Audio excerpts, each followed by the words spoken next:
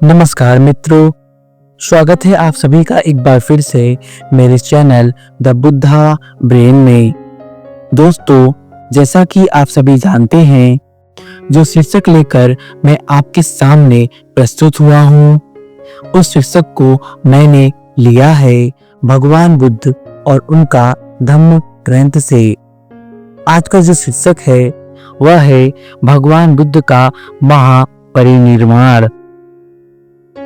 जब बुद्ध ने देखा कि उनकी आयु कुछ अधिक हो चली है, तो भगवान बुद्ध को किसी निजी सेवक की आवश्यकता पड़ी। उन्होंने पहले नंद को चुना, उसके बाद उन्होंने आनंद को चुना।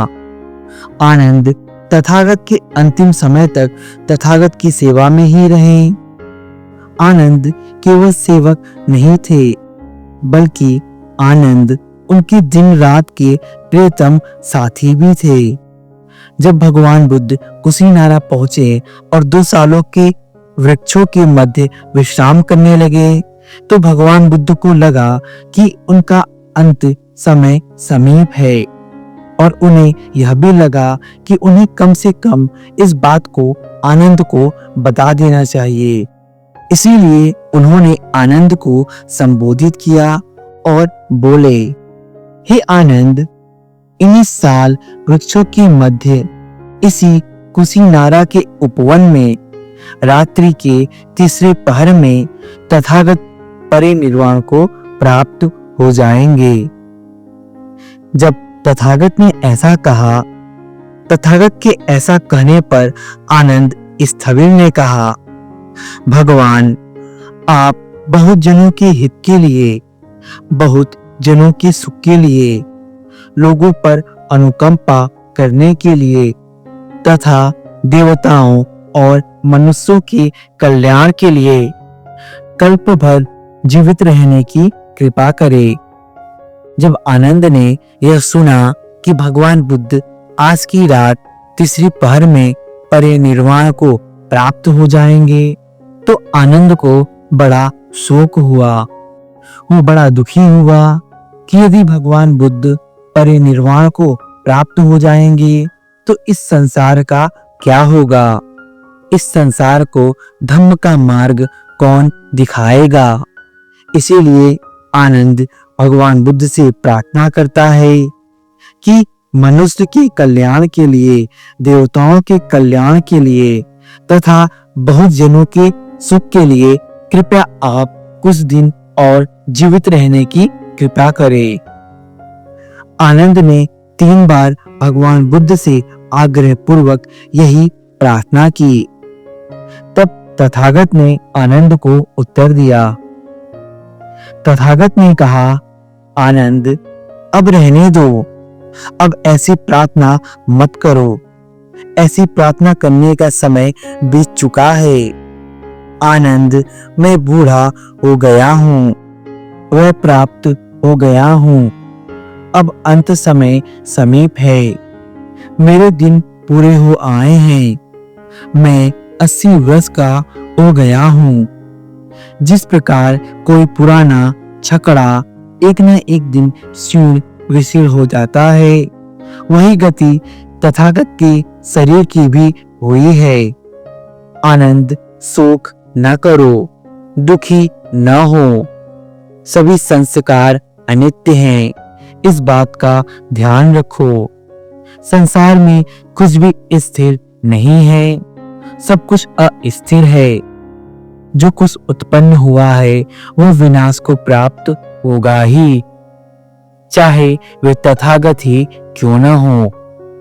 जब आनंद ने तथागत की यह बात सुनी, तो आनंद स्थविर वहां नहीं रुक सके और वहां से चले गए। जब आनंद स्थविर कहीं दिखाई नहीं दिए, तो भगवान बुद्ध ने भिक्षु से पूछा, भिक्षुओं, आनंद कहाँ है?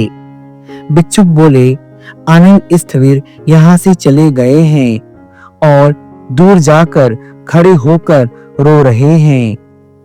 तब तथागत ने भिक्षुक को बुलाकर कहा, जाओ, आनंद को कहो कि तथागत बुला रहे हैं।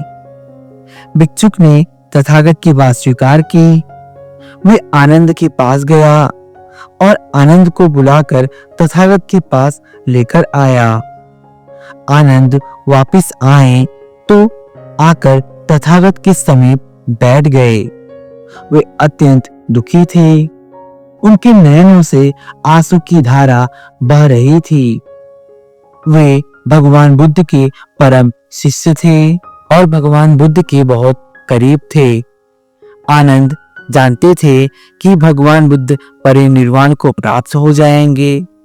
उनका दुख स्वाभाविक था। जब भगवान बुद्ध ने देखा आनंद फूट फूट कर रो रहे हैं, तब तथागत ने आनंद से कहा, आनंद रो मत। क्या मैंने अनेक बार पहले ही नहीं कहा कि यह चीजों का स्वभाव ही है कि हम अपने सभी प्रियजनों से पृथक होते हैं। हमें अपने सभी प्रियजनों से पृथक होना ही पड़ता है। अपने प्रियजनों से विदा लेनी ही पड़ती है। अपने सभी प्रियजनों से संबंध तोड़ना ही पड़ता है। यही इस संसार का नियम है। मृत्यु हमसे सब कुछ छीन लेती है। मृत्यु ही इस संसार का अंतिम सत्य है। आनंद, इतने दीर्घ काल तक तुम अपने मैत्रीपूर्ण वचनों तथा मैत्रीपूर्ण व्यवहार के कारण मेरे बहुत समीप रहे हो। आनंद, तुम बड़े कुशल रहे हो। आनंद, प्रयास करो, तुम भी आश्रयों से पूर्ण मोक्ष को प्राप्त करोगे। तब आनंद के ही बारे में बोलते हुए तथागत ने भिक्षुक से कहा, भिक्षुओं, आनंद बहुत बुद्धिमान है। भिक्षुओं, आनंद सबसे श्रेष्ठ है। तब आनंद ने भगवान बुद्ध से कहा, भगवान, आप कृपा करें, इस उजड़ी नगरी में परिनिर्वाण प्राप्त न करें। चंपा, राजगृह, श्रावस्ती, साकेत, कौशाम्बी तथा वाराणसी जैसे बड़े बड़े नगर हैं। कृपया करें और आप ऐसे ही बड़े नगरों में परिनिर्वाण प्राप्त करें। तब तथागत ने आनंद से कहा, आनंद, ऐसा मत कहो। आनंद, यह कुशीनारा ही किसी समय महासुदर्शन राजा की राजधानी रही है। उस समय इसका नाम केशवती रहा है। मैंने अपने पिछले कई जन्मों में इसी कुशीनारा में परिनिर्वाण को प्राप्त किया है। यही कारण है कि मैंने कुशीनारा को इस जन्म में भी परिनिर्वाण के लिए उपयुक्त स्थान माना है। मेरा जो पिछला जन्म है उसका अंत भी इसी कुशीनारा में हुआ था और मेरा जो ये अंतिम जन्म है इसका अंत भी इसी कुशीनारा में होगा। तब तथागत ने आनंद को दो बातें करने को कहा।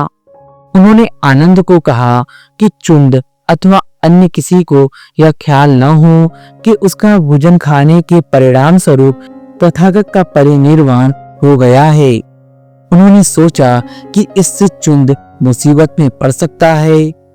उन्होंने कहा कि देखना, जनता में यह ख्याल न फैल पाए कि चुंड के भोजन करने से ही मेरी हालात बिगड़ गई और मैं परिनिर्वाण को प्राप्त हो रहा हूँ।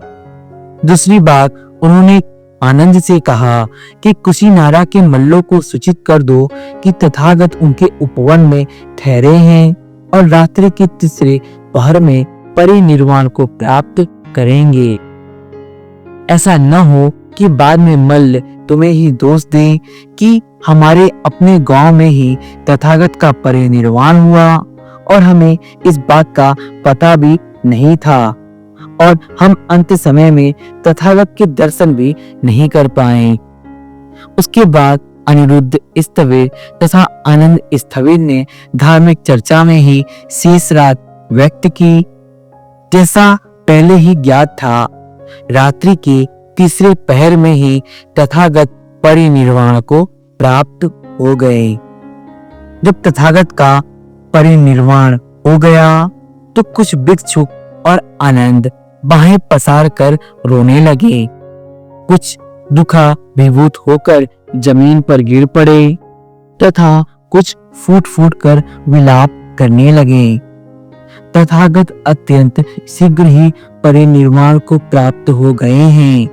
तथागत अत्यंत शीघ्र आंखों से ओझल हो गए हैं। यह भुवन प्रदीप बहुत ही शीघ्र बुझ गया है। वैशाख पूर्णिमा की रात्रि के तीसरे पहर में तथागत ने परिनिर्वाण को प्राप्त किया। उनका परिनिर्वाण ईसा पूर्व 483 में हुआ था। दिवा तप्ति अदिच्यतो रति अभाति चंद्रिमा सधन्नो खति तपति छाई तपति ब्राह्मणो अथ संभो अरहोति बुद्धो तप्ति तेजस्सा। अर्थात सूर्य केवल दिन में ही चमकता है और चंद्रमा केवल रात्रि में। क्षत्रिय तभी चमकता है जिस समय वह शस्त्रधारी रहता है। ब्राह्मण तभी चमकता है जब वह ध्यानरत रहता है। लेकिन बुद्ध अपने तेज से दिन और रात हर समय प्रकाशित रहते हैं। इसमें कुछ भी संदेह नहीं कि बुद्ध भुवन प्रदीप थे, समस्त लोक का प्रकाश स्तंभ थे। भगवान बुद्ध एक ऐसे मशाल की तरह थे जिनका प्रकाश इस पूरे संसार को प्रकाशित करता था और इस संसार को अंधकार से दूर करता था। भगवान बुद्ध का परिनिर्वाण ईसा पूर्व 483 ईस्वी में हुआ, लेकिन आज भी भगवान बुद्ध इस संसार में जीवित हैं। लोगों के दिलों में, अपने धम्म में, मानवता, करुणा, मैत्री और दया में। भगवान बुद्ध का अंतिम संदेश यही था कि सभी से प्रेम करो, सभी से मैत्री और करुणा का भाव रखो, किसी को छोटा या बड़ा न समझो, सभी मानव एक समान है। मानवता ही इस संसार का सच्चा धर्म है। इसके अगले अध्याय में हम जानेंगे कि भगवान बुद्ध का अंतिम संस्कार किस प्रकार किया गया था और भगवान बुद्ध का अंतिम संस्कार कहाँ हुआ था। यदि आपको आज का यह वीडियो पसंद आया तो कृपया वीडियो को लाइक करें, मेरे चैनल को सब्सक्राइब करें। मेरे साथ मेरे चैनल द बुद्धा ब्रेन में बने रहने के लिए आप सभी का धन्यवाद।